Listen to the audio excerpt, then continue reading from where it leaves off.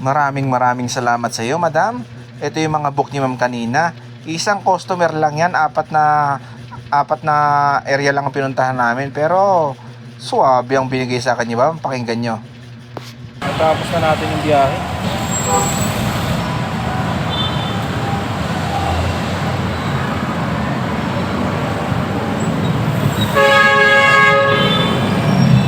Kaya sabihin yung binigyan niya ma'am eh.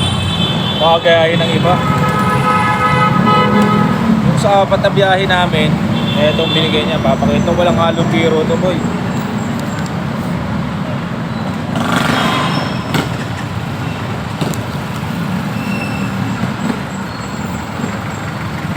Apat na biyahe lang yun. Maghihintay ka nga lang. Hihintay mo si ma'am. Matatapusin niya lang yung ginagawa niya sa kakaalis ngayon. Ngayon, putang ina yun. Akala ko okay.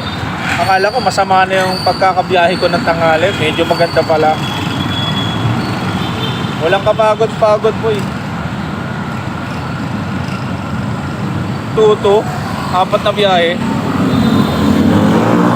Kung compute din natin yung yung biyahe natin, kinumpit ko kaganina yung apat na biyahe. Umabot din siya ng mga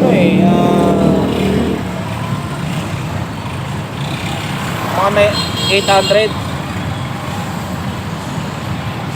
Tapos yung binigay na pagkain yung Ma'am Jollibee ay yung McDo, siguro tansya ko mga 200 yung McDo eh.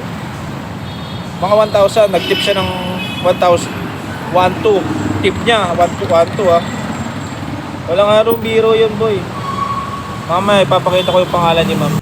At eto nga pala, hindi ko na sinama sa binigay sa akin ni ma'am. Bigyan niya ako ng one piece chicken, tapos large na fries, dalawa, tapos ang coke na large. Ay, naku, panalo.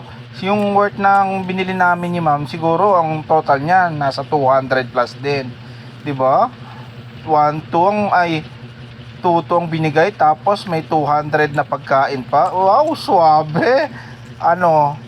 Dito lang yan boy, dito ka lang makakita ng mga ganyang customer. Suwabe ang bigayan. Kaya, ano pang gagawin nyo? Alam na. Kung gusto mo maka-achieve ng mga ganito, tara na. Lipat na. Okay?